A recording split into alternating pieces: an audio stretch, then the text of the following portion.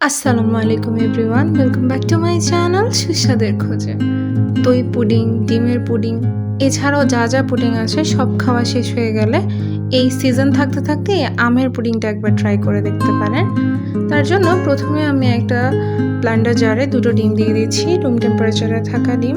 তারপর দিচ্ছি ঘন 1 কাপ দুধ, 2 টেবিল চামচ চিনি। চিনিটা আমি কমই দিচ্ছি কারণ আমে যথেষ্ট মিষ্টি ছিল। তারপর দিচ্ছি কিউব করা 1 কাপ আম। সবগুলোকে ভালোভাবে আমি ব্লেন্ড করে নিয়েছি এখানে। এবার যে পাত্রে পুডিংটা বানাবো সেখানে ক্যারামেল করে নিয়েছি। এবার মিশ্রণটা ঢেলে দিচ্ছি।